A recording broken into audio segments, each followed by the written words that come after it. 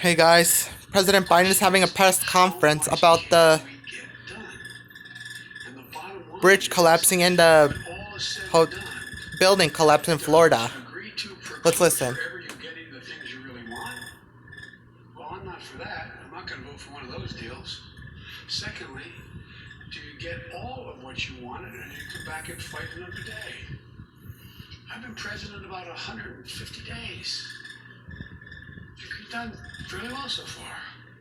Not because of me, but because the way the system works. So it's not, I know that doesn't answer any of your questions about can you tell me when and how we're going to do it. I just feel that the best way to get a senator or congressperson who supports the essence of what's already there, but says I don't have enough of what's there, of other things, the best way to get that message across is go to the constituents and say, here's what's on the table. Do you think your senator, your congressman should vote for that? So you campaign. The campaign doesn't stop. The partisan piece stops in terms of I'm against Charlie Smith or Harry Wilson. But that doesn't stop. That stops. But what doesn't stop is the saying, it's like on a last example I'll give, I promise I won't do this to you again, but remember in 2018, everybody said, well, we're going to lose, the Democrats are going to lose, as the House and Senate, they're not going to make, the House not going to make gains. And I went into over 60 congressional districts. I didn't go after the individual congresspersons who were against making sure that we kept the Affordable Care Act. But I went to their constituents and said, the Affordable Care Act is really important. We had a large crowd show up and said, here's why I think you should do it. That's why if I were you, I'd take a look at what Charlie Smith says and Harry Wilson says. He's for it, she's not, or she's for it, he's not. And guess what? We won, 40-some seats? So it's not just convincing this particular congressperson. It's making a rational case, if you can, in their communities why this is important to get done. And I think the fact that I didn't get everything now at this moment, for example, a lot of our housing pieces didn't get passed. We're coming back at it, though. We're coming back at it. We're going to make the case. And if I make the case to the public at large, the one thing I can say for all of you, you do accurately report what I say. The problem is I disappoint you because I can't answer all your questions and negotiate with you before I negotiate with my colleagues. But I really think the public understands and they're seeing. The proof is what's happening. It's now projected our economy is going to grow above 7% this year. Projections from Wall Street to the Fed is going to continue to grow. We're going to increase more, and guess what? Remember, you're asking me, and I'm not being critical, y'all. I really mean this. It was legitimate questions you're asking me. Asking me, well, guess what? Employers can't find workers. I said, yeah, pay them more. This is an employees bargaining chip now. What's happening? They're going to have to compete and start paying hard-working people a decent wage. And by the way, talk of inflation, the overwhelming consensus is going to pop up a little bit and then go back down. No one's talking about this great, So, again, if it turns out that what I've done so far, what we've done so far, is a mistake, it's going to show.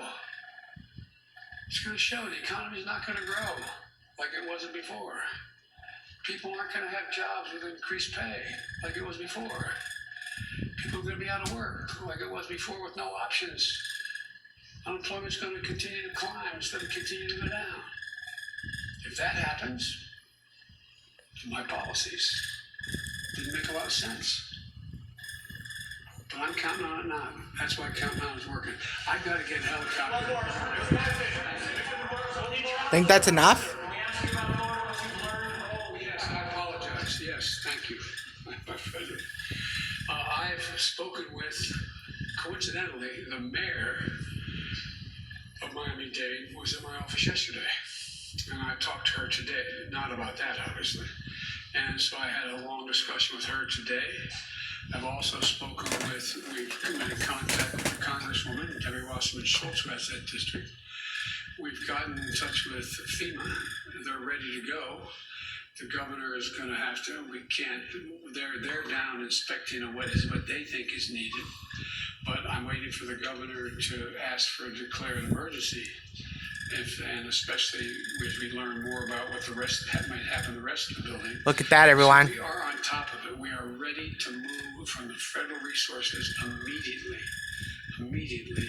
If in fact we're asked for it, we can't go in and do it now, but the FEMA is down there, taking a look at what's needed, and including from everything from if the rest of those buildings have to be evacuated as well, finding housing for those people, making sure they have the capacity to both have a place to shelter and food to eat, etc.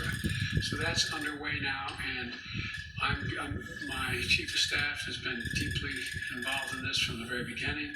We got the cabinet involved in it now in terms of dealing with FEMA.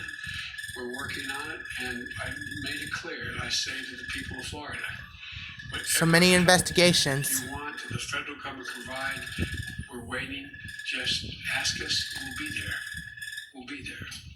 So thank you so much, I appreciate it. What are you hoping the Vice President to do with the order tomorrow? On a great job so far.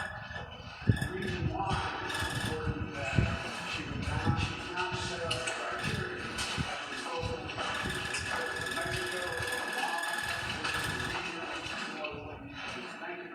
Do you know anything that these reports about moving Afghan nationals to other countries and help during the war? We've already begun the process. Those who help this are not going to be left behind. You know what country you're going to move to first? I don't know that. I'm meeting with Ghani tomorrow ahead of he's coming to my office. That will be a discussion, but they're welcome here, just like anyone else who risk their lives to help us. Thank you. Any more? Okay. That, of course, President Biden from the East Room of the White House taking a few questions on several different topics as he walks out. If you guys like this video, please make sure you subscribe and drop a like, and comment below how'd you love the press conference to President Biden on a building collapse in Florida. And subscribe my channel, drop a like, and comment below how'd you love this. And see you later, and we'll be doing the moment of silence to Drake Bell later. See you soon. See you later, everyone.